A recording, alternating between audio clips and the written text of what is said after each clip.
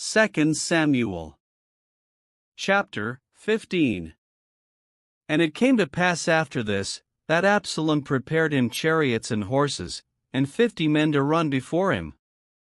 And Absalom rose up early, and stood beside the way of the gate, and it was so, that when any man that had a controversy came to the king for judgment, then Absalom called unto him, and said, Of what city art thou?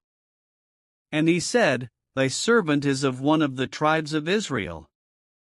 And Absalom said unto him, See, thy matters are good and right, but there is no man deputed of the king to hear thee.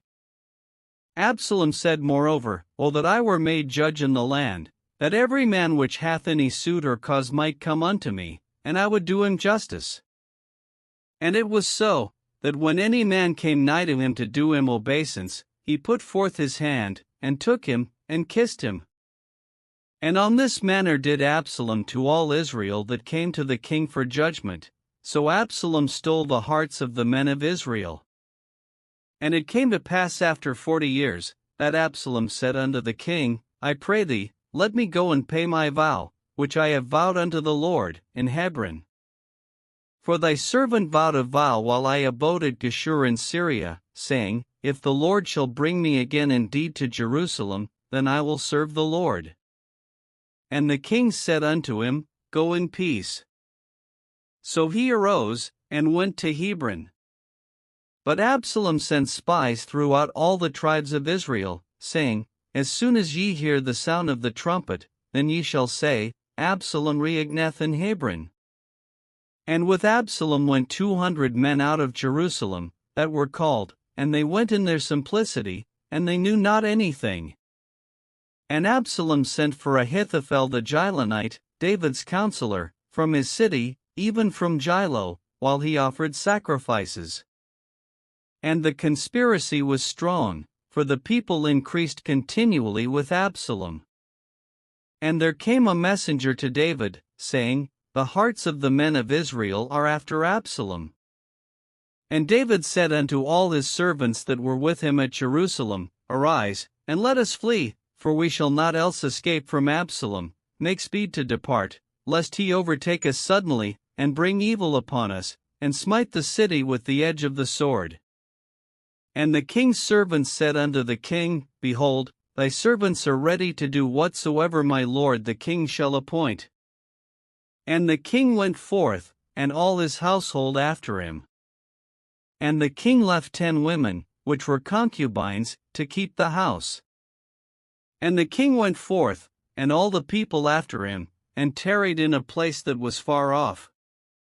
And all his servants passed on beside him, and all the Cherethites, and all the Pelethites, and all the Gittites, 600 men which came after him from Gath, passed on before the king. Then said the king to Ittai the Gittite, Wherefore goest thou also with us? Return to thy place, and abide with the king, for thou art a stranger, and also an exile. Whereas thou camest but yesterday, should I this day make thee go up and down with us? Seeing I go whither I may, return now, and take back thy brethren, mercy and truth be with thee. And Ittai answered the king, and said, As the Lord liveth, and as my lord the king liveth, surely in what place my lord the king shall be, whether in death or life, even there also will thy servant be. And David said to Ittai, Go and pass over. And Ittai the Gittite passed over, and all his men, and all the little ones that were with him.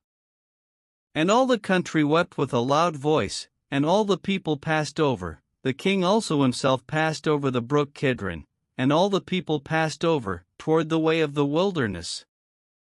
And lo, Zadok also, and all the Levites were with him, bearing the ark of the covenant of God, and they set down the ark of God, and Abiathar went up, until all the people had done passing out of the city. And the king said unto Zadok, Carry back the ark of God into the city. If I shall find favor in the eyes of the Lord, he will bring me again, and shew me both it, and his habitation. But if he thus say, I have no delight in thee, behold, here am I, let him do to me as seemeth good unto him. The king said also unto Zadok the priest, Art not thou a seer? Return into the city in peace, and your 2 sons with you, Ahimaaz thy son, and Jonathan the son of Abiathar. See, I will tarry in the plain of the wilderness, until there come word from you to certify me. Zadok therefore and Abiathar carried the ark of God again to Jerusalem, and they tarried there. And David went up by the ascent of Mount Olivet, and wept as he went up, and had his head covered, and he went barefoot, and all the people that was with him covered every man his head, and they went up, weeping as they went up. And one told David, saying, Ahithophel is among the conspirators with Absalom. And David said, O Lord, I pray thee, turn the counsel of Ahithophel into foolishness. And it came to pass, that when David was come to the top of the mount, where he worshipped God, behold, Hushai the Archite came to meet him with his coat rent, and earth upon his head.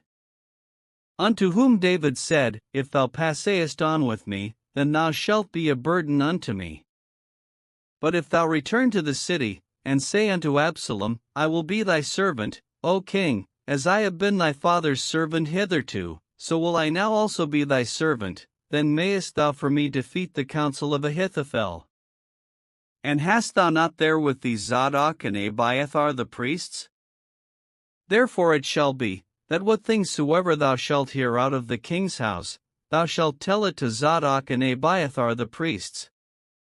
Behold, they have there with them their 2 sons, Ahimaaz Zadok's son, and Jonathan Abiathar's son, and by them ye shall send unto me everything that ye can hear.